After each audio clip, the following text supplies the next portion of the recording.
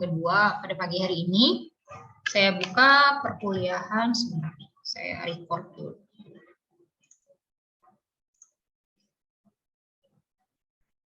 Recording in progress. Oke.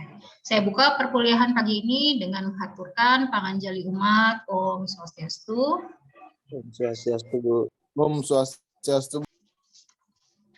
Ya, untuk rekan-rekan ini yang belum diganti ya namanya, tolong mencantumkan NIM yang lengkap, kemudian underscore nama lengkap ya.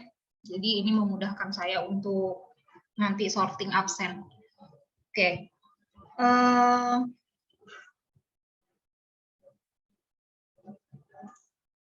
Saya langsung share screen.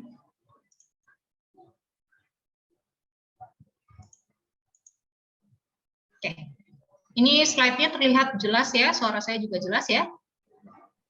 Sudah, Ibu.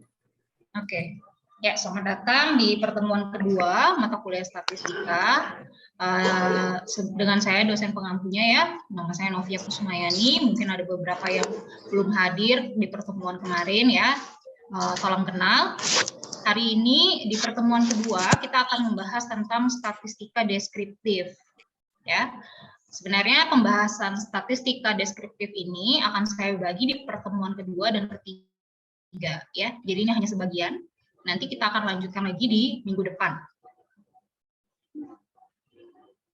Oke, sebelum lanjut ke materi statistik deskriptif ya, sepertinya minggu lalu masih ada beberapa yang kebingungan tentang jenis data ya. Ini saya coba jelaskan kembali dan akan saya tambahkan dengan info tentang skala pengukuran. Ya. Jadi data dalam statistik itu ada data kualitatif, ada data kuantitatif. Ya.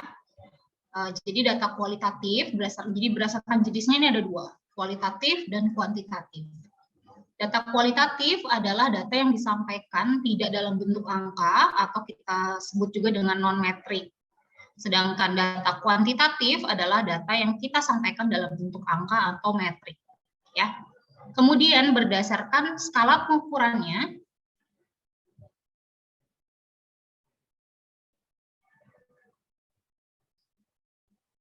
data kualitatif kita bagi menjadi skala nominal dan ada skala ordinal.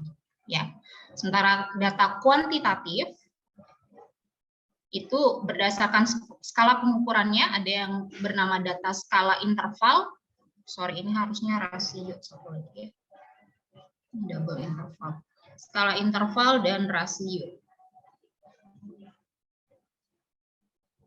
Oke. Penjelasan masing-masing pengertian ya. Untuk data skala data nominal gitu ya, data yang kita dapatkan dari hasil pengukuran skala nominal ya. Nah, data ini kita dapat kategorisasikan dia secara mutually eksklusif ya. Jadi kita bisa kategorikan dia secara berbeda dan tidak memiliki hubungan satu dengan yang lainnya, nilainya ya. Contohnya data jenis kelamin ya. Saya ada laki-laki, jenis kelamin. Jika nanti misalkan saudara-saudara melakukan survei gitu ya, kemudian meminta data jenis kelamin ya. Nah, ini kan ada laki-laki dan perempuan. Nah, dua data ini dikategorikan menjadi nilai laki-laki dan nilai perempuan gitu ya. Nah, dua nilai ini tuh tidak berhubungan sama sekali. Jadi ya laki-laki ya laki-laki, perempuan ya perempuan. Kita bisa aja kasih dia numerik gitu ya, misalkan untuk pilihan laki-laki silakan pilih opsi 1, kemudian untuk pilihan perempuan nanti kita kasih opsi 2 gitu ya. Tapi nilai 1 dan nilai 2 ini tidak berarti apa-apa gitu. Dia tidak mengartikan ini sebagai urutan atau sebagai ranking ya. Jadi data nominal itu kategorinya mutually eksklusif dan dia tidak dapat diurutkan atau di ranking. Ya, contoh lainnya mungkin nanti ada sampling data warna produk gitu ya. Misalkan sedang sampling ada yang warnanya biru, merah, kuning. Nah, tiga nilai ini juga sifatnya mutually eksklusif gitu. Jadi dia sendiri-sendiri dan tidak saling berhubungan. Ya biru, merah ya merah, kuning ya kuning. Bisa aja dikasih nomor, sama seperti data jenis kelamin tadi ya. Misal kita, kalau biru silakan pilih angka 1, angka 2, angka 3 gitu ya. Bisa aja. Cuman kembali lagi 1, 2, 3 ini tidak ada artinya gitu. Jadi biru, karena biru nomor 1 dia tidak berarti dia urutannya lebih tinggi dibandingkan merah. Seperti juga kuning gitu ya, kalau kita kasih nomor 3 tidak berarti dia kondisinya lebih di bawah daripada merah. Jadi pemberian kategorinya itu tidak bisa diurutkan atau di ranking ya. Kemudian kalau data skala ordinal ya, yang kedua ini ordinal. Nah, data skala ordinal ini merupakan skala nominal yang dapat di-ranking. Ya. Jadi saya jelasin nih, jadi ada skala pengukuran itu ya, dari yang paling sederhana ke yang paling kompleks. Saya urutkan. Yang paling sederhana tadi data nominal. Itu data yang paling sederhana ya. Dan kita dapatkan itu biasanya dengan cara menghitung aja. Misalkan ada laki-laki, perempuan, nanti kita kumpulkan datanya, kita cuma bisa keluarin jumlah laki-laki berapa, jumlah perempuan berapa, gitu ya. Nah, kalau skala ordinal, ini data nominalnya kita dapat ranking. Tapi interval antar nilai itu tidak bisa kita definisikan dengan jelas, gitu ya. Misalkan, nanti saudara misalkan sedang membuat sebuah produk, gitu ya. Sebuah produk kemudian melakukan suatu studi tingkat kelayakan produk. Nah, jadi saudara bikin 4 kategori nih. Jadi ada sangat layak, kemudian layak, tidak layak, dan sangat tidak layak gitu ya. Nah, dari sini kita udah lihat bahwa ini tuh ada urutannya. Bahwa sangat layak itu paling tinggi untuk produk kita, kemudian kedua layak, tidak layak, dan sangat tidak layak. Ini bisa kita kasih nomor juga, misalkan yang sangat layak itu mungkin angkanya 1, ya, layak itu angkanya 2, tidak layak itu angkanya 3, kemudian sangat tidak layak itu angkanya 4. Nah, bedanya dengan nominal, si ordinal ini dia punya arti. Jadi 1 ini lebih tinggi derajatnya lah istilahnya ya, derajat. Jadi kayak tingkatannya itu lebih tinggi daripada 2, 3, dan 4. Gitu ya. Jadi data skala ordinal ini dia juga kategori, jadi ya dapat dikategorikan dan dia dapat disusun atau diberikan tingkatan atau ranking, ya. Itu ordinal. Kemudian kita masuk ke aspek kuantitatif. Kita punya data interval. Data interval itu adalah data ordinal. Oh sorry, saya balik lagi sedikit ke data ordinal ya. Kenapa data ordinal saya bilang interval antar nilainya itu tidak bisa didefinisikan dengan jelas. Misalkan ya, tadi ada sangat layak, kemudian layak, kemudian tidak layak, sangat tidak layak. Nah, kalau kita lihat nih antara sangat layak sama layak nih, jaraknya nih seharusnya dekat ya. Jadi suatu produk yang kita nilai sangat layak, kemudian ada produk yang layak gitu ya. Ini kondisinya tuh sebenarnya dia sangat dekat gitu ya. Nah, tapi antara layak dan tidak layak ini jauh sekali gitu ya. Jauh sekali gitu. Suatu kondisi produk yang kita bilang layak dan tidak layak itu bisa jauh sekali bedanya gitu ya. Nah, kemudian dari kondisi tidak layak ke sangat tidak layak juga sebenarnya kondisinya dekat. Nah, ini yang saya bilang intervalnya itu tidak bisa didefinisikan dengan jelas. Jadi tidak ada nilai tertentu gitu ya. Oke, kemudian lanjut lagi ke aspek kuantitatif, tadi skala interval. Oke. Jadi data interval itu ya, atau data dari pengukuran skala interval adalah data ordinal yang jarak antar nilainya dapat kita definisikan dan sama besar. Kemudian kita juga dapat ranking, ya, kita dapat susun tingkatannya, tapi dia tidak memiliki nilai 0 yang mutlak atau tidak memiliki nilai absolut atau tidak memiliki nilai awal yang jelas. Ya, saya ulangi. Jadi interval adalah data ordinal yang jarak antar nilainya kita dapat definisikan ya. Kemudian intervalnya juga sama besar. Kemudian kita dapat ranking atau dapat kita susun gitu ya tingkatannya, tapi dia tidak memiliki nilai nol mutlak. Ya, contohnya suhu. Ya, suhu badan. Jadi misalnya suhu badan ada 37, 40, 39, 38. Nah, ini tuh kita dapat ranking gitu ya. Kita bisa urutkan dari suhu rendah ya. 37, 38, 39, 40. Ini kita bisa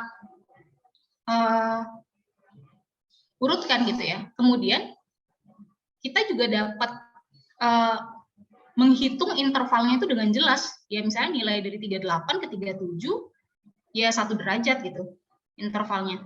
Ini misalkan dalam skala Celsius ya. Nanti dalam skala Fahrenheit suhu yang merepresentasikan 37 dan 38 juga jaraknya ya 1 derajat ya bedanya gitu ya. Kemudian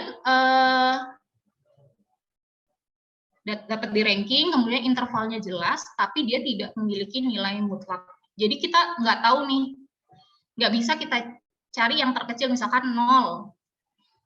Jadi misalkan suhu pun bernilai 0, ini artinya dia suhunya tetap ada, tapi suhunya 0 gitu. Jadi tidak hilang gitu ya suhunya.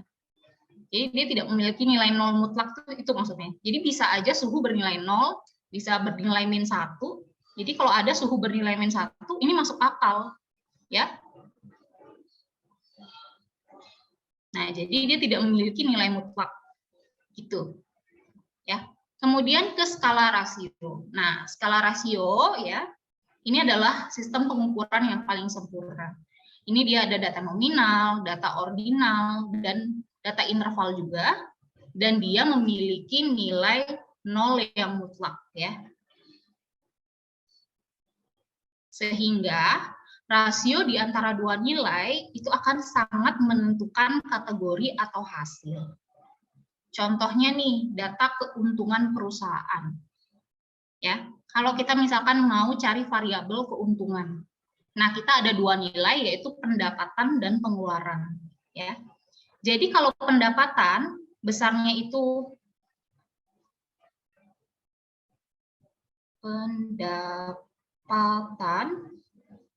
lebih besar daripada pengeluaran, maka kita bisa kategorikan dia untung. Ya. Tapi nilai ini nggak akan selalu sama gitu. Nanti suatu saat bila nilai pendapatan lebih kecil daripada pengeluaran, maka akan kita sebut dia rugi. Nah, jadi rasio antara dua nilai itu sangat menentukan si kategori atau hasilnya. Beda dengan skala interval tadi ya, kalau kita balik ke suhu tubuh, 37 derajat itu akan selalu lebih kecil daripada 38 derajat. Tidak ada kondisi di mana 38 derajat ini lebih besar daripada 37, ini nggak ada. Ya. Nah, karena dia tidak memiliki nilai 0 yang mutlak gitu ya. Dan misalkan juga masalah pendapatan ya. Kalau ada angka 0, itu berarti kan pendapatannya nggak ada, kosong. Nah itu tuh yang kita sebut dengan nilai 0 mutlak. Kalau suhu tadi nilai 0 derajat, itu ada suhunya, cuma nilainya 0 derajat. Ya. Ada pertanyaan nggak ini dulu?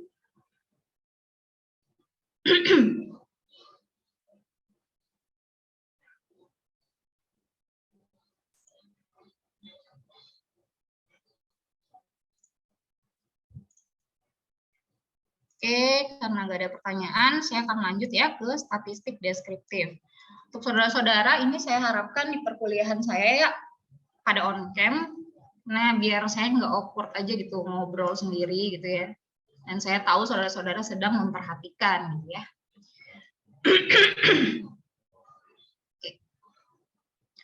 Oke, saya lanjut. Saya mungkin balik sedikit ke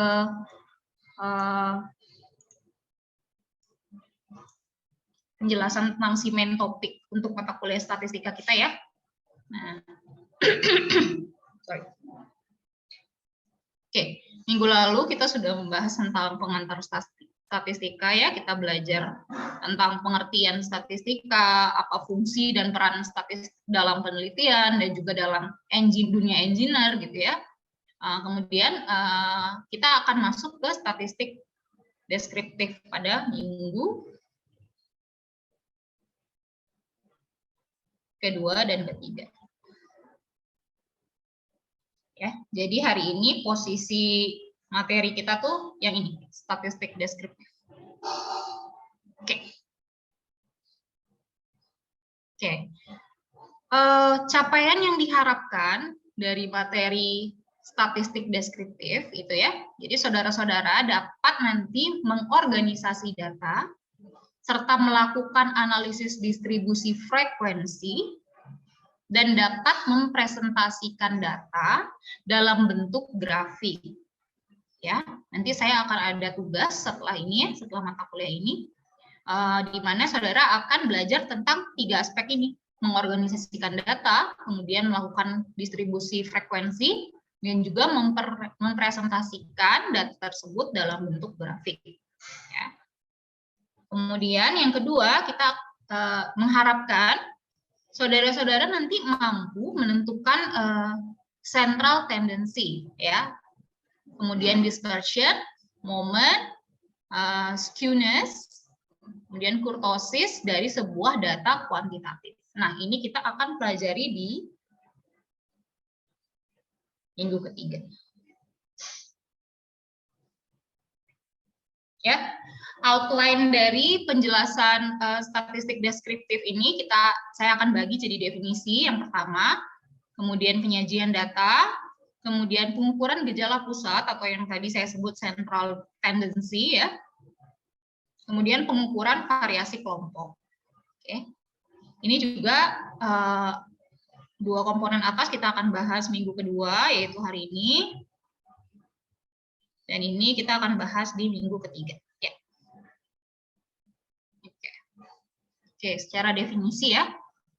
Ini saya ulang sebenarnya dari penjelasan di pengantar statistika. Saya sempat mention bahwa statistik deskriptif itu adalah ilmu statistika yang berhubungan dengan pengumpulan, pengolahan, dan penyajian data ya, baik seluruh atau sebagian data. Dan nanti akan diberikan informasi-informasi numerik gitu ya, seperti mean, median, kemudian percentile ya. Nanti kita mungkin akan belajar quartile juga. Nah, tapi kita tidak mengambil kesimpulan. Jadi kita hanya mengolah dan menampilkan datanya ya. Jadi kita organize datanya, kita susun, bagaimana kita menyusun data sehingga kita dengan mudah gitu ya dapat melihat si perilaku yang kita observe gitu ya, kita observasi, kemudian bagaimana kita men-summarize data ya, mengumpulkan data dan juga mengambil poin-poin penting dari data kita gitu ya. Nah, dengan menggunakan nilai numerik atau number dan juga grafik atau graf ya. Contoh minggu lalu saya sebutkan tentang 8 prototipe ya yang diuji, kemudian dia memiliki data gaya tarik. Ya, seperti di slide ini nih. Jadi ada 8 prototipe. Nah, jadi key dari statistik deskriptif ini adalah question key-nya ya. Gimana nih kita summarize this information gitu ya. Jadi kalau kita baca data sebaran ini artinya apa gitu. Nah, gimana kita summarize? Jadi kita bisa nanti menentukan model analisis gitu yang cocok terhadap kasus-kasus kita gitu ya. Oke. Dan masuk di penyajian data ya. Penyajian data numerik gitu ya. Kita bisa lakukan melalui tabel, grafik, dan kemudian diagram juga ya. Nah, penyajian data yang baik ini sangat penting dalam hal kita berpikir secara statistik. Jadi ini yang membantu nanti engineer untuk bisa fokus pada hal-hal penting dalam data gitu ya, yang kita bisa highlight nanti dari si statistik deskriptif ini, dan juga memberikan ide tentang jenis model untuk memecahkan masalah. Nah, nanti ini akan kita bahas sedikit ya di grafik ya, bagaimana hubungannya dari pengolahan pengumpulan data, organisasi data, dan kemudian kita olah gitu ya, kita summarize dan kita tampilkan dalam grafik, gimana nanti kita bisa menentukan nih model pemecahan masalah yang berhubungan sama problem atau eksperimen kita gitu ya. By the way, saya cantumin juga referensinya ya. Ini yang saya sebutkan kemarin. Ini yang main reference-nya, yang apply statistik. Ya. Yang ini kalau punya oke, kalau nggak punya juga nggak apa-apa. Nanti akan saya selalu mention tadi ya, referensi. Oke, jadi data numerik tadi bisa ditampilkan dalam bentuk tabel ya. Jadi ada tabel yang saya bilang aja ini tabel biasa ya, itu yang paling sederhana. Kemudian ada tabel distribusi frekuensi, kemudian nanti kita akan juga bahas grafik garis dan grafik batang. Ya. Dan untuk diagram mungkin karena sedikit nih saya akan jelasin nanti di minggu ketiga. Ya. Kita fokus ke distribusi frekuensi dan grafik hari ini. Oke, saya akan penyajian data numerik dengan tabel biasa ya. Jadi kalau kita punya data yang nggak terlalu besar gitu ya, kita bisa present dia dalam bentuk tabel biasa ya. Jadi ini paling umum dipakai karena cepat, kemudian efektif gitu ya menyampaikan sebuah data gitu. Jadi dia komunikatif dan efisien. Oke, contoh masalah yang tadi ya, jadi kita punya 8 prototipe material gitu ya, dengan dimensi yang sama dan diuji gaya tariknya ya, terus kita dapatkan data seperti ini. Ya, kita bisa tampilkan ini dalam bentuk tabel ya, instead of kita tuliskan berurutan seperti ini, bacanya agak susah, jadi kita bisa present dalam bentuk tabel. Kita kasih nomor, kita kasih nama prototipe ya, karena kita punya 8 prototipe, saat pengujian biasanya kita kasih nama, kemudian kita catat gaya tariknya dan juga unitnya ya. Jadi misalkan nanti kalian cek dengan MPa atau ada Newton atau kilogram gitu, unitnya harus dicantumkan ya. Jadi data kita itu harus informatif. Gitu. Jangan sampai kita nggak tahu ini unitnya apa, nanti malah berimbas ke perhitungan atau desain berikutnya gitu ya. Ini prototipe, ini contoh penamaan aja, misal kita nanti testing sebuah material yang memiliki diameter yang sama ya, jadi diameternya saya tulis D1, kemudian prototipenya ada 4, saya kasih huruf biasanya. Atau kalau nanti prototipenya banyak karena huruf itu terbatas, jadi biasanya saya D11, D12 gitu ya, dan seterusnya ya. Jika nanti saya melakukan pengujian dengan diameter yang berbeda, misalkan saya punya 3 diameter ya, nanti penamaan prototipenya biasanya saya pakai D21, D22 dan seterusnya, kemudian D31, D32 gitu ya, dan seterusnya. Jadi penamaan prototipe itu penting nanti ketika saudara melakukan eksperimen gitu ya, misalnya ya, atau nanti saudara kerja di pabrik gitu ya, misalkan ya, atau testing di lab, nah penting nih untuk paham cara memberi nama prototipe gitu ya. Nah, kemudian tadi kan tabel biasa ya, untuk data yang jumlahnya nggak besar. Kalau kita balik lagi, data ini sebenarnya cukup informatif, tapi dia tidak memberikan banyak info gitu ya. Kayak kita tidak dijelaskan dengan eksplisit gitu, data mana sih yang paling banyak muncul gitu ya, berapa sih gaya tarik yang paling banyak muncul dari si 8 prototipe ini. Tapi karena nilainya sedikit, jadi kita bisa langsung, ya karena jumlahnya sedikit, jadi kita bisa langsung lihat nih kalau misalkan dari 12,6, 12,9, ini kita lihat, oh ini 12,6 muncul 2 kali, gitu ya. Jadi kita bisa lihat, ini berarti mungkin range-nya dari sekitar di 12 ke 13 gitu ya. Cuman kita harus ngelihatnya masing-masing gitu. Nah kalau datanya sedikit nggak apa-apa, Tapi kalau kita punya data banyak, ini jadi masalah gitu ya. Jadi si tabel biasa ini tidak lagi representatif gitu. Nah, contoh misalkan kita punya data jumlahnya 80. Jadi kita punya 80 spesimen gitu ya. Nah, ini kalau kita tabelin dan kita tulis seperti yang tadi, itu malah bingung sendiri, nanti kita nggak ngerti, bukan nggak ngerti ya, mungkin kita harus butuh effort lagi untuk melihat ini data yang muncul yang paling banyak yang mana, terus kita lihat juga ini kira-kira sebarannya seperti apa gitu. Nah, tabel biasa tadi itu tidak merepresentasikan.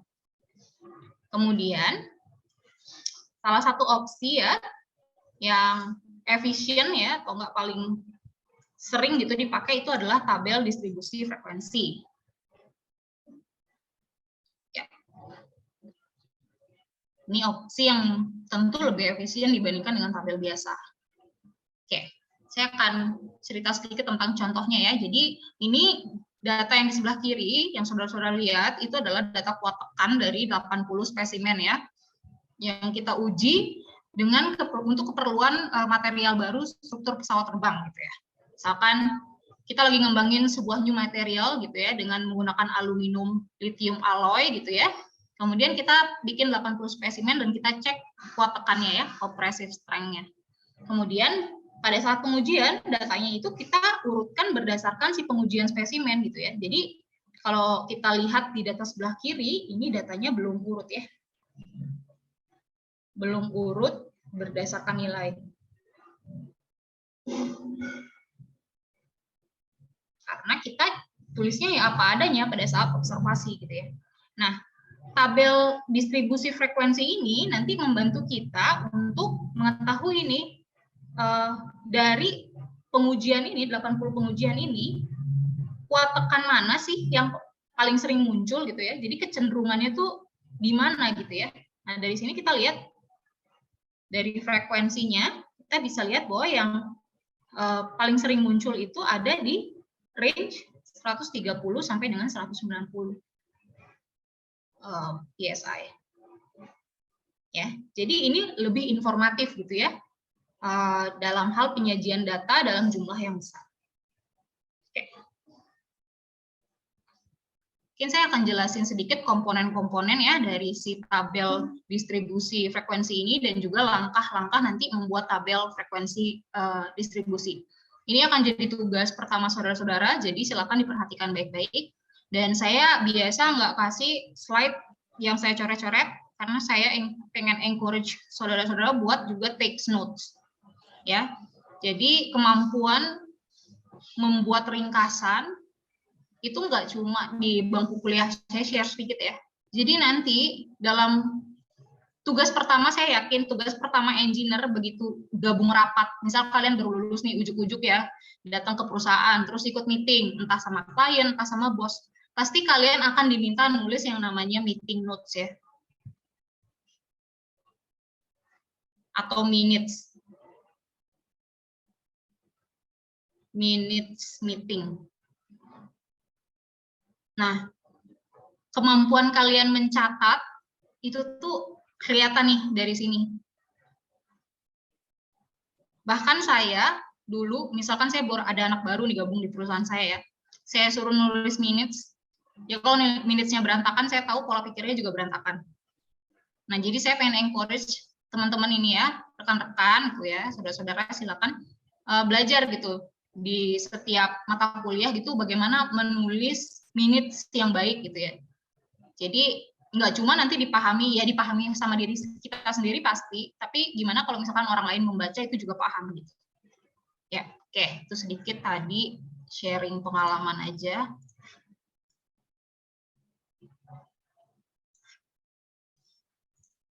Oke, kemudian bagian-bagian dari tabel distribusi frekuensi ya. Jadi kita punya namanya kelas interval. Ya, ini basically kita lihat range data kita, terus kita bagi range data kita itu menjadi beberapa interval gitu ya. Nah, kita sebut dengan kelas interval. Kemudian itu akan juga mencantumkan nomor kelas ya. Jadi ini sebenarnya jumlah kelas. Jadi Jumlah kelas ini sangat berhubungan dengan jumlah data. Jumlah data atau jumlah observasi ya. Semakin besar jumlah observasi atau jumlah datanya, pasti nomor kelasnya ini akan semakin banyak gitu ya. Jadi ini intinya kita mau ngebagi data kita supaya gampang dibaca itu kita bagi berapa sih gitu ya. Jadi kita ngebagi data pun itu tidak hanya untuk mudah dibaca, tapi juga untuk agar bisa dia memberikan representasi yang masuk akal gitu ya. Bagian kelas interval ini ya, untuk mendapatkan deskripsi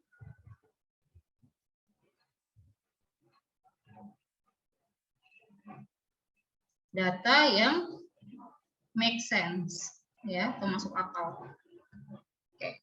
Kemudian ada bagian ketiga, itu bagian frekuensi ya. Ini seberapa sering data dalam kelas interval kita muncul dalam si kelompok data yang kita punya ya. Ini seberapa banyak atau sering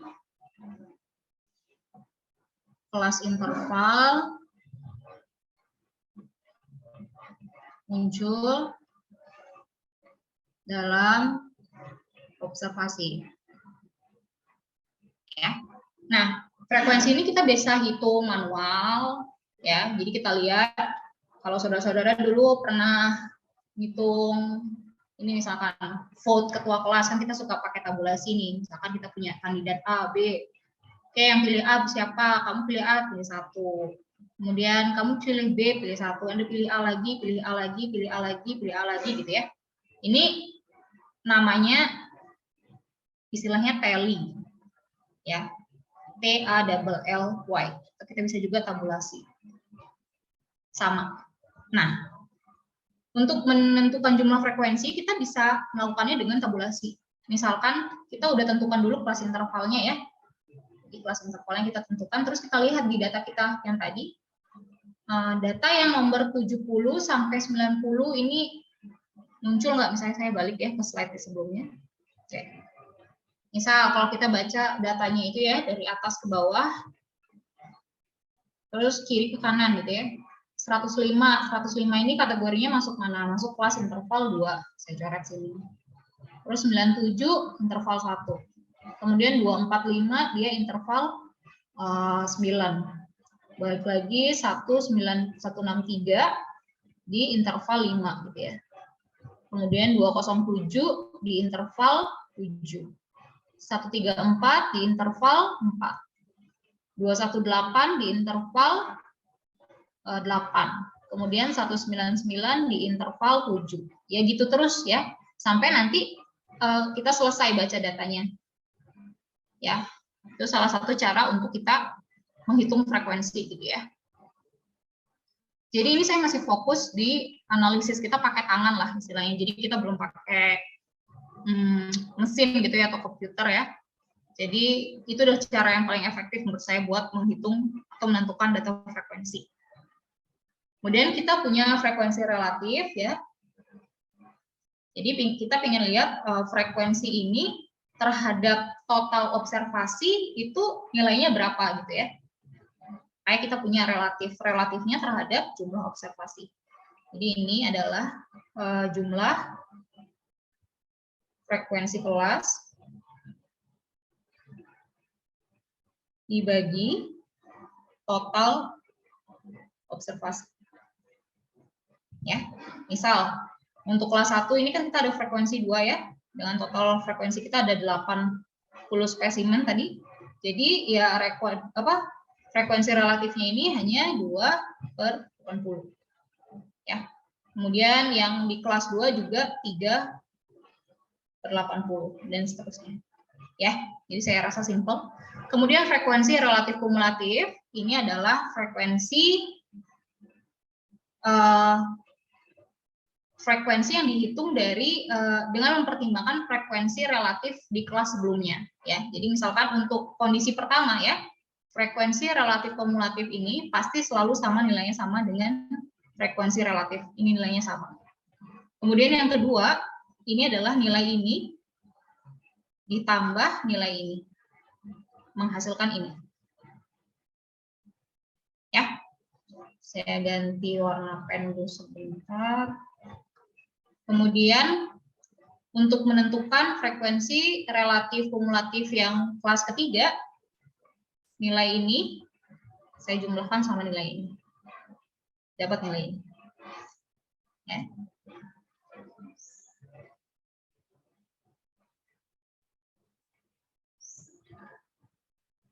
Saya jumlahkan, dapat nilai ini. Ya, itu aja seterusnya. Jadi seharusnya dalam frekuensi relatif kumulatif, ini kita akan dapat hasil 1. Ya, ini total.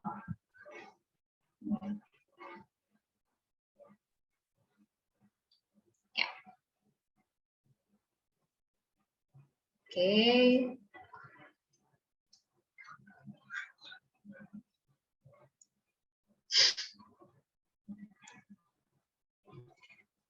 Oke, kemudian saya akan bahas sedikit tentang langkah-langkah kita dalam membuat tabel distribusi frekuensi ya. Pertama, kita harus bisa menentukan jumlah kelas interval. Ya. Nah, jumlah kelas interval ini kita bisa tentukan itu dari range. Jadi kita cek dulu range-nya ya. Range data. Di mana range itu artinya adalah data terbesar kita kurangi data terkecil. Nah, dari sini kita bisa lihat ada range. Ya. Jadi kita tahu berapa data yang ada atau range data kita itu dari hasil observasi berapa. Misalkan dalam kasus ini ya, kita balik sedikit. Jadi kalau kita lihat, kita nanti dapat nilai minimum ya, itu di kalau nggak salah di 76 deh. Ya, kalau kita lihat nih ya, yaitu di 76, kemudian maksimumnya kita lihat ada di 245 kalau nggak salah ya. Let's say kasihlah 245. Oke. Jadi kita udah bisa nih ngecek range. Cuman kita mau bagi kelas intervalnya biar angkanya bagus ya.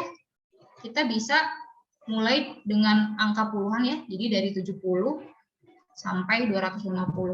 Ini maksudnya biar biar nanti presentasinya bagus. Nggak, jadi kita nggak ngambil dari 76. Jadi kalau misalnya kita di sini nggak dari 76 sampai dengan berapa 96 gitu kan, jadi angkanya agak kurang rapi gitu dilihatnya ya. Jadi kita bisa ambil di atas, lebih kecil daripada si nilai min dan lebih besar sedikit dari si nilai max ya. Dalam kasus ini saya ambil misalkan 70 sampai dengan 250.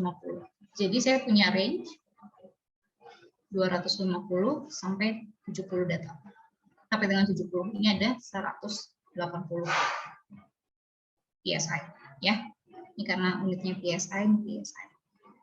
Jadi range saya itu ada 180 PSI. Kemudian jumlah kelas interval ya, si jumlah nomor kelas ini kita bisa, seperti yang saya mention tadi, itu sangat bergantung dari jumlah data. Ya. Kapan kita ngebagi jadi 9, kapan kita bagi jadi 8 bagian, itu tergantung dari jumlah data yang kita punya atau hasil observasi. Nah, jadi kadang ini tuh main pengalaman ya, kalau kita sering olah data, kita lihat datanya tuh kita bisa tahu nih penyebaran datanya seperti apa, nanti kita bisa bagi intervalnya. Atau kita bisa pakai pendekatan ya. Jadi ada pendekatan nih, rumus pendekatan penentuan jumlah kelas.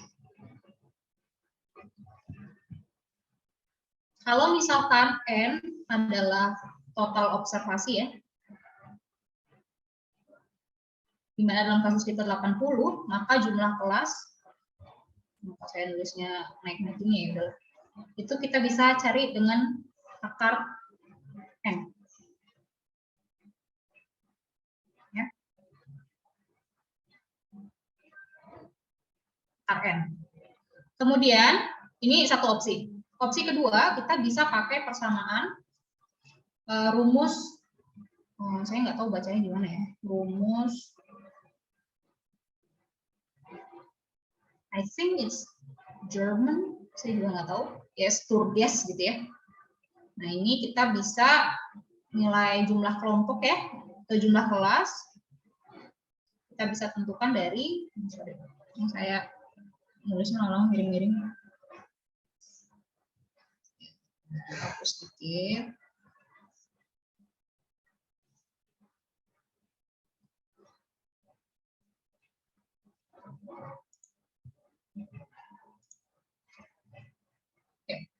Rumus Sturges ya, saya tulis di sini, itu adalah K, ini jumlah kelas ya, sama dengan 1 ditambah 3,3 log N.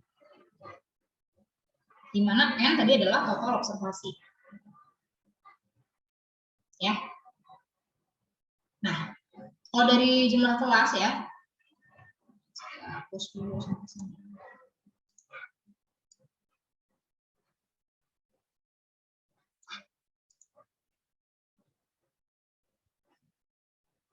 Kalau untuk contoh kita ya, kita kan dapat N sama dengan 80 observasi.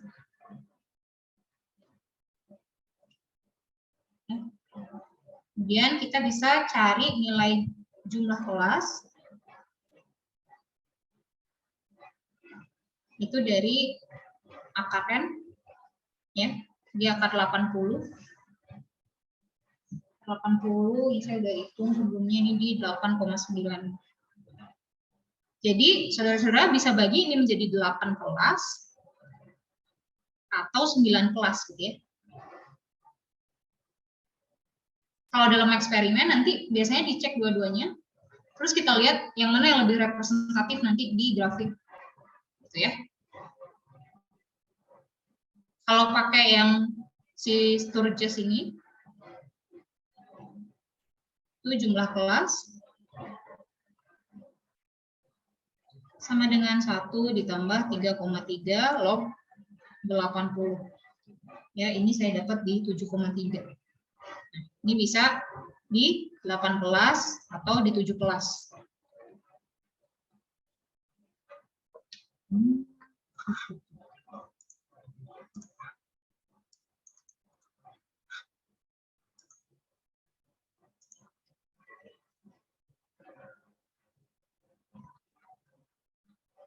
Ya, nah kita fokus lagi ke nomor kelas ini ya. Jadi ini bisa nilainya 9 seperti sekarang nih contohnya, atau 8 atau 7 gitu.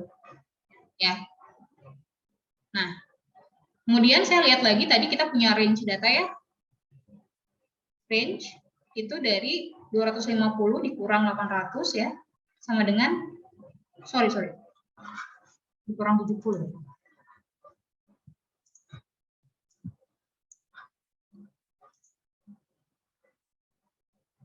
Range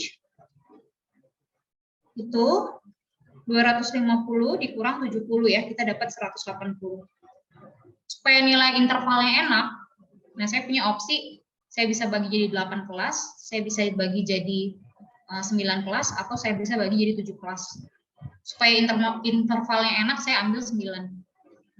Ya, jadi dari sini, dan dari si angka 9 ini ya, saya menentukan interval per 180 PSI dibagi 9, 20 PSI.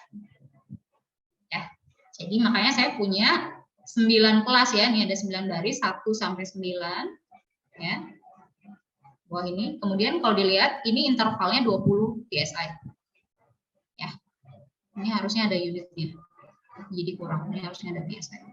Jadi 70 ke 90, 90 ke 110, ya. Demikian sampai di 230 ke 500, 250. Ya. Kayak gitu. Cara penentuan jumlah kelas dan kelas interval. Oke, so far ada pertanyaan nggak? Permisi Bu, izin bertanya Bu. Ya. Internal pernya itu kan 180 dari rank 250 kurang 70 sama dengan 80 PSI. Jadi 180 PSI itu dibagi 9, 9-nya itu yang dimaksud nomor kelasnya Bu ya, 9. Ya, Jadi mendapatkan 20 PSI. betul. Jadi 180 tadi itu bukan interval, apa nih Wisnu ya? Itu tuh Oh, ya. range. Ya. Range. Bu ya. Ya. Jadi range itu adalah nilai paling besar kita kurangi dengan nilai paling kecil.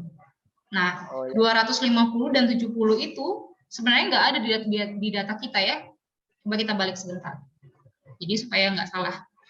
Jadi kalau misalnya kita lihat data kita ya, pertama, itu kita tahu nilai minnya itu di 76, dan kemudian nilai maksimalnya di 245. Tapi kita ingin present datanya jadi lebih bagus gitu ya. Jadi kita mulai dari sesuatu yang ada nolnya. Ya, kita bisa ambil dari 70 sampai 250. Jadi ini sedikit, si 70 ini sedikit lebih kecil daripada 76, kemudian 250 ini sedikit lebih besar daripada 245. Jadi masuk nih, data kita semua tuh masuk ke dalam range-nya. Nah, dari situ dapat range kita di 250 kurang 70 PSI sama dengan 180 PSI. Dan kemudian tadi kita bisa prediksi jumlah kelas yang kita butuhin itu ya, dengan rumus akar N ini dan si Sturges ini, kita bisa ada pilihan. Kita bisa bagi 7, kita bisa bagi 8, kita bisa bagi 9. Nah, karena saya punya interval yang lumayan unik nih, 180 PSI ya, supaya nilai intervalnya bagus, saya ambil jumlah kelas 9. Jadi saya punya interval 20 PSI. Gitu. Itu Wisnu kira-kira. Ya Bu, ngerti Bu. Oke. Selain Wisnu ada yang mau bertanya lagi?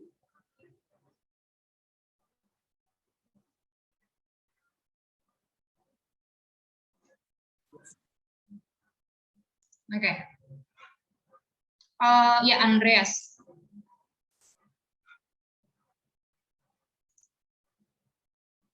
Ini ada angkat tangan ya? Baik Bu, bingungnya masih di sini Bu. Frekuensi relatif ini, mencari nilainya kayak mana ini Bu? Frekuensi relatif, oke. Ya, sama frekuensi kumulatif. Yang ini udah dicatat ya? Atau udah difoto atau apapun? Saya coba hapus sedikit ya, supaya kita ada ruang.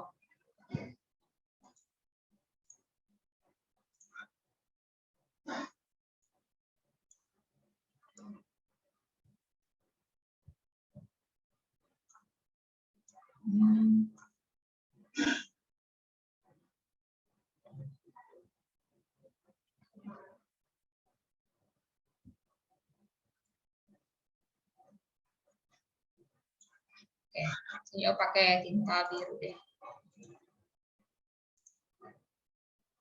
Oke ya, Andreas ya panggilannya ya. Jadi bingungnya ngitung di frekuensi relatif. Nah, frekuensi relatif ini adalah frekuensi, ya frekuensi ini saya maksudnya frekuensi kelas dibagi total data. Ya. Jadi dari informasi awal kita tahu kalau kita punya 80 observasi ya. Jadi total datanya itu adalah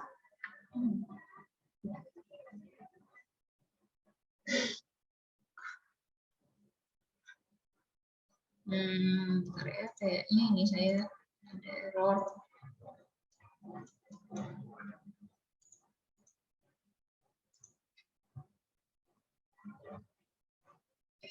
Jadi kita tahu itu, nih 80 data ya. Misal, Andreas pengen cari frekuensi relatif di kelas yang pertama. Kita lihat frekuensi kelas 1, kan 2 ya. Kita bagi 80, 2 dibagi 80. Itu dapat 0,025. Kemudian di kelas ketiga kita lihat 3, kita bagi 80. 3 dibagi 80. Kita dapat segini. Begitu seterusnya ya. Nah, itu maksudnya frekuensi relatif. Jadi nilai frekuensi relatif terhadap total observasi. Itu. Kira-kira menjelaskan nggak, Andes? Ngerti Bu. Oke. Kalau frekuensi relatif kumulatif, Andreas paham ya? Belum juga, Bu. Belum, oke. Jadi kita hitung dulu frekuensi relatif sampai beres ya. Sampai beres. Kemudian kalau frekuensi relatif kumulatif, ini cara ngitungnya gini. Saya pakai pena hijau sekarang.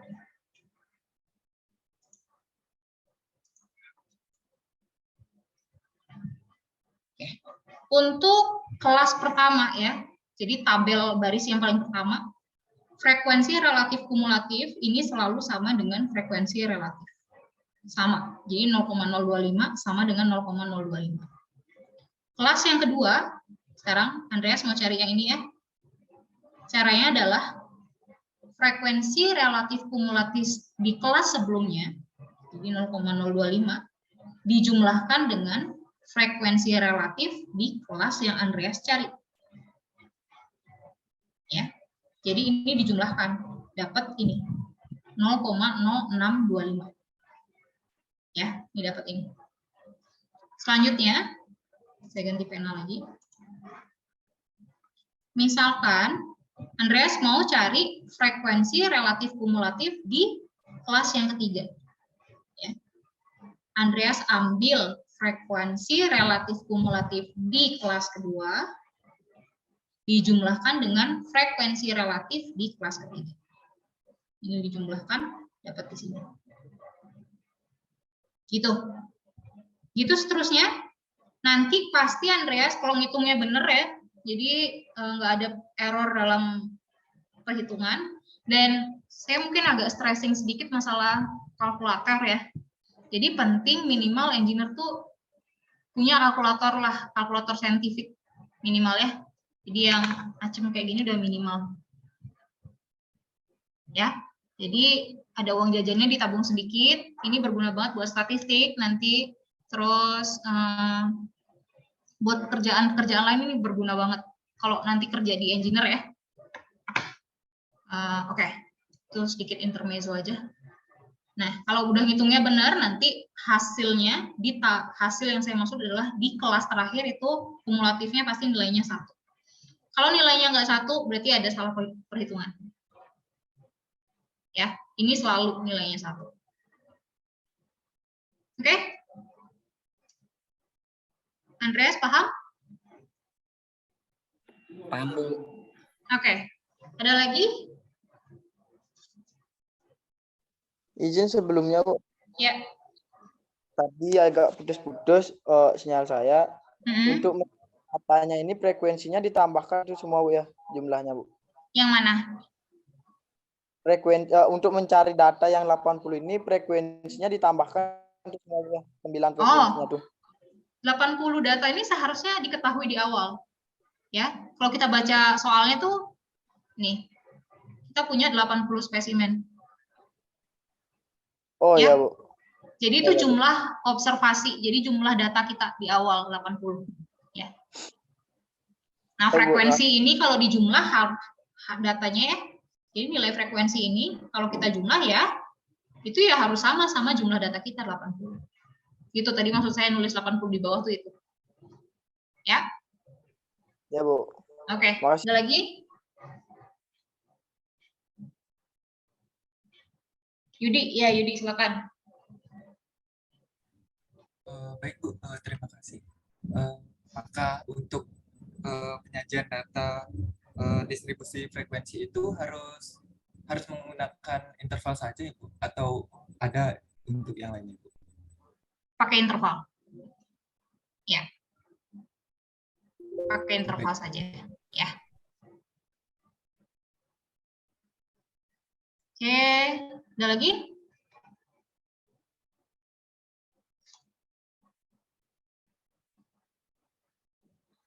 Oke, ini harusnya PR nggak masalah ya nanti ya. Semua bisa. Oke, saya lanjut. Tadi kita udah bahas tentang penyajian data numerik dengan menggunakan tabel biasa dan juga menggunakan tabel distribusi frekuensi. Nah, sekarang saya akan bahas sedikit kalau kita mau menyajikan data numerik dalam bentuk grafik ya. Jadi ada grafik garis. Nah, sorry saya ganti warna pen dulu. Nah, grafik garis ini dipakai untuk menggambarkan perkembangan suatu keadaan. Dan dia umumnya itu digambarkan terhadap sebuah fungsi waktu. Gitu ya. Jadi misal, contoh, ini adalah grafik penjualan gitu ya. Jadi, cuma nih contohnya kurang lengkap. Apakah nih maksudnya pendapatannya dia, salesnya ini X-nya dalam bentuk unit ya. Kita anggaplah dalam bentuk unit ya. Jadi jumlah unit yang terjual gitu ya, misalkan dalam kurun waktu dari tahun 91 sampai dengan tahun 1982. Sorry. Nah, jadi kalau punya data seperti ini kita bisa gambarkan menggunakan grafik garis gitu ya, di mana komponen sumbu X-nya kita bisa pakai untuk fungsi waktu, dan untuk sumbu Y-nya kita gunakan untuk fungsi unit gitu ya. Nah, ini juga nanti dalam kurun waktu 91 sampai 82 dari tahun 82 sampai 91 itu bisa dibagi per quarter juga. Jadi 1 tahun dibagi 4 gitu ya. Nah, di situ kelihatan lagi ternyata, nah kalau dari sini kan kelihatannya seperti nggak terlalu jelas ya penurunannya, terus kesannya kayak menurun gitu dari 89 sampai 90-an. 89 sampai 90. Nah, kalau kita lihat di grafik A itu kelihatannya kayak meningkat gitu. Ya. Tapi kalau kita breakdown lagi per quarter, ternyata dia tetap ada naik turunnya. Gitu ya. Nah, jadi grafik garis ini baik digunakan kalau kita mau menggambarkan perkembangan suatu keadaan terhadap fungsi waktu, gitu ya. Oke, kemudian kita punya grafik batang. Nah, grafik batang ini bisa berupa bar chart ya, atau grafik balok. Bar chart tuh yang bentuknya kayak gini. Tuh ya. Tuh, punya data di sini. Jadi dia unitnya tuh di sini. Sumbu Y ini unit. Nah, ini kategorinya biasanya. Di bar chart bisa juga pakai grafik kolom ya. Nah, tabel distribusi frekuensi yang tadi kita coba pelajarin bareng-bareng, itu kita dapat presentasikan dalam sebuah grafik batang yang kita sebut dengan histogram. Jadi ini sebenarnya bukan grafik histogram gitu ya, tapi histogram aja. Jadi gram ini tuh udah mengandung istilah grafik gitu. Jadi kita bilangnya histogram aja. Oke. Nah, catatan saya. Jadi coba kita lihat di tabel frekuensi yang sebelah kiri ya. Ini yang udah kita develop, kita hitung sampai beres di frekuensi relatif kumulatif. Terus kita mau bikin si grafiknya. Nah, jadi pertama mungkin saya jelasin, kalau di sumbu X ya, kita akan cantumkan si kelas intervalnya ya. Jadi ini nilai dari observasi yang kita uji. Nah, kebetulan untuk contoh soal kita kan lagi melihat si compressive strength ya, atau kuat tekannya. Kita taruh di sumbu X. Kemudian untuk sumbu Y kita taruh untuk frekuensi. Jadi kita bisa taruh frekuensi, bisa kita taruh relatif frekuensi ya. Jadi bisa kita taruh dua nilai ini. Tapi tidak kita tulis, kita tidak cantumkan ini dalam grafik ya. Bisa kita cantumkan frekuensi, bisa kita cantumkan frekuensi relatif. Kemudian lebar barnya ya. Jadi bukan bar. Lebar kolom. Nah, ini kan grafik kolom. Lebar kolomnya itu adalah di intervalnya. Jadi misalkan untuk kelas pertama itu intervalnya adalah 70 dan 90. Itu bar yang pertama. Kemudian kita cek frekuensinya 2. Jadi titik 70, titik 90, terus di 2. Nah, ini kita dapat kolom yang pertama. Ya. Selanjutnya di kolom yang kedua. Oke. Kolom yang kedua, kita lihat intervalnya itu ada di 90 sampai 110 dan frekuensinya adalah 3 ya. Jadi kita Oke. Jadi ada di 90 dan ada di 110. Dan jumlahnya atau frekuensinya ada di 3. Nah, jadi kita dapat kolom yang kedua. Ya, gitu aja selanjutnya sampai beres. Nah, ini namanya adalah grafik histogram. Ya. Jadi lebar si kolom ya, jadi panjang kolom ke sini itu adalah si intervalnya, kemudian tinggi perseginya itu adalah frekuensi atau relatif frekuensinya. Ya, itu komponen-komponennya. Nah, itu dulu paham nggak? Ini sebenarnya cukup gampang sih. Jadi beratnya itu di pengembangan tabel distribusi frekuensinya.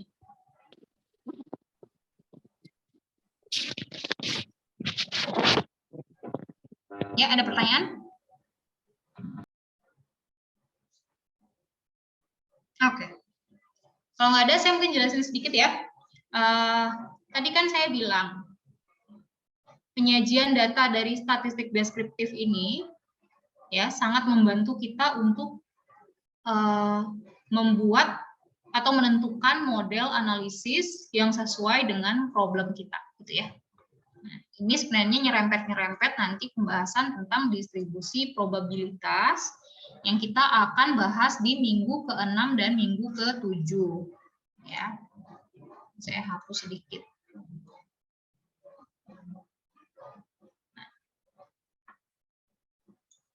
Dari si grafik ini ya, si grafik batang dari histogram ini, nah kita bisa lihat datanya itu dispersionnya ini seolah-olah seperti bel ya.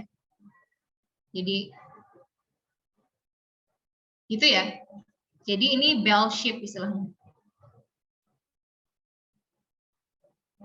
Terus dia cenderung berada, puncaknya itu ada di tengah gitu ya. Nah, kalau kita menemukan sebaran data yang seperti ini, maka kita bisa nanti pilih distribusi probabilitas normal untuk mencari atau menarik kesimpulan dari data-data ini gitu ya. Jadi sebenarnya saat kita melakukan analisis statistik ya, kita itu hanya menganalisis data sampel. Nah, gimana dia represent sebuah, jadi sampel itu kan bagian dari populasi. Cuman kita nggak mungkin ngambil data semua populasi karena dia bisa sangat besar itu, jadi datanya banyak, terus juga cost-nya besar. Cost itu dari segi dana iya, dari segi waktu iya, dari segi tenaga iya gitu ya. Jadi nggak mungkin kita melakukan sampling ke sebuah populasi. Jadi kita ambil sampel gitu ya, bukan sampling ya. Tidak melakukan observasi di sebuah populasi, tapi kita bisa melakukan observasi di sampel gitu ya, yang merupakan bagian dari populasi. Nah, kemudian kita olah nih data sampel ini menggunakan ilmu statistik. Nah, nanti data-data statistik ini kita harus memilih suatu model ya, model matematika lah untuk dapat menggambarkan perilaku si populasi yang besar ini dari data di sampel yang kecil. Nah, itu sebenarnya core-nya itu sih sebenarnya statistik ya. Nah, jadi dalam contoh ini kalau kita lihat dia bell shape, nanti kita bisa pilih nih model apa sih yang bisa merepresentasikan nilai populasi dari si sampel ini gitu ya. Nah, kalau bell shape biasanya kita bisa ambil distribusi probabilitas normal. Nah, oleh karena itu saat penyajian data di histogram maupun di tabel distribusi frekuensi ya, itu pemilihan kelas, terus ya, jadi pembagian kelas interval itu tuh sangat mempengaruhi si bentuk ini nanti. Si bentuk histogramnya. Oleh karena itu harus berhati-hati gitu ya saat melakukan pembagian interval. Nah, kalau nggak ada pertanyaan, selanjutnya ini saya akan bagikan. Yudi, gimana Yudi? Baik Ibu, terima kasih. Saya masih bingung untuk cara membaca apa namanya relatif frekuensi yang di tabelnya Ibu. Oh, Tabel masih bukan. bingung ya? Di apa sih namanya? Gininya Ibu. Maaf, di grafik batangnya Ibu. Oh, di histogramnya. Iya.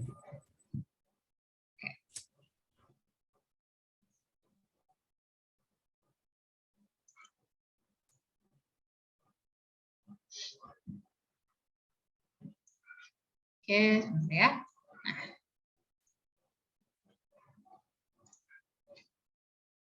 Jadi gini. Pertama, kita lihat dulu di sumbu X ya. Sumbu X ini adalah nilai observasi ya yang kita sedang olah atau datanya. Jadi misalkan di contoh ini kan kita punya data compressive strength ya, dalam PSI ini data kuat tekan. Nah, jadi data kuat tekannya itu ada di sumbu X. Sementara frekuensinya ya, berapa sering dia muncul di dalam data kita itu ada di sumbu Y. Ya, jadi di frekuensi. Ini sumbu X kuat tekan, sumbu Y frekuensi. Segitu Yudi paham ya? Paham Ibu. Berarti cara membacanya itu sama seperti membaca frekuensinya Ibu. Untuk ya, jadi kamu bisa bacanya gini. Untuk kuat tekan dengan interval dari 70 sampai 90 itu dia muncul misalnya di sini kelihatan 2 gitu ya, 2 kali. Gitu. Atau kita bisa mention, kadang-kadang kita nggak mention ini si relatif frekuensi, atau kita bisa bilang gini, saya relatif frekuensinya dia berapa di 0,025. Jadi data dengan interval, jadi kuat tekan dengan interval 70 sampai 90 PSI itu muncul 2 kali dari 80 kali observasi atau sebanyak ya 2/80, 0,025 gitu bacanya. Kemudian kita baca lagi, misalkan kita baca yang ini ya.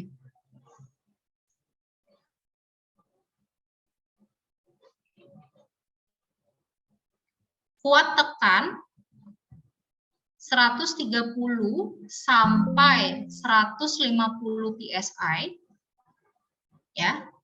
Itu muncul sebanyak 15, ini dia di 14 ya sebenarnya. Dia muncul 14 kali dalam observasi. Kita bisa baca kayak gitu. Ya. Terhadap keseluruhan observasi dia nilainya nih di frekuensinya dia ya 0,1750. Gitu.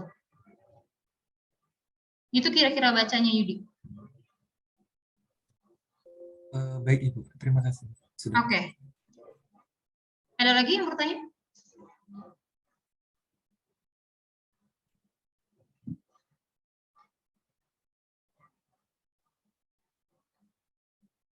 Tidak ya? Ya, Oke, saya akan jelaskan sedikit tentang tugasnya ya. Jadi ini adalah tugas pertama saudara-saudara. Saya minta saudara membuat sebuah tabel distribusi frekuensi dan histogram. Ya.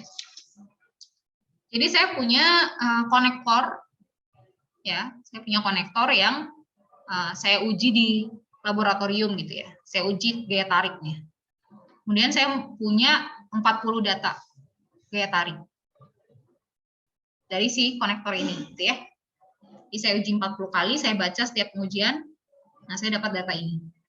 Data ini dicantumkan berdasarkan waktu pengujian, urutan pengujian ya.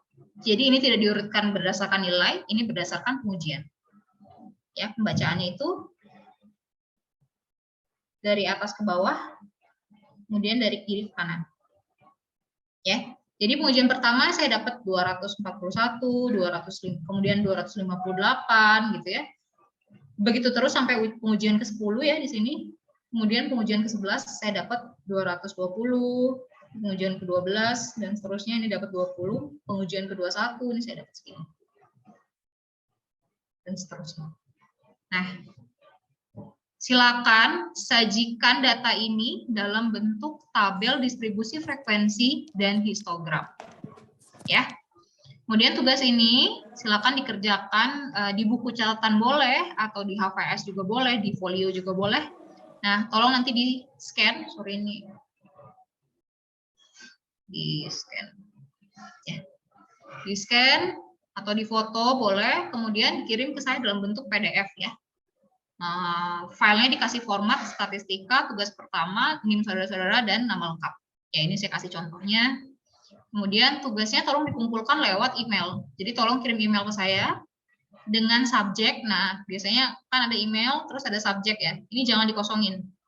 Ini sekalian saya ajarin gimana bikin email formal ya. Jadi subjek, tujuannya ini supaya pembaca sebelum dia buka emailnya, dia tahu nih apa isi emailnya gitu ya. Kayak penjelasan di surat lah gitu ya. Ini diisi sama dengan nama tugas ya. Jadi statistika, tugas 1, NIM, dan nama lengkap. Itu saya udah tahu, berarti saudara-saudara ngumpul tugas. Kemudian di body email, cantumkan berikut saya lampirkan tugas pertama, atas nama, dan NIM berapa. Nah, selesai. Jangan lupa di attach. Ya. Nah, tugasnya itu paling lambat dikumpulkan minggu depan ya, di 23 September. Benar nggak saya ambil tanggal?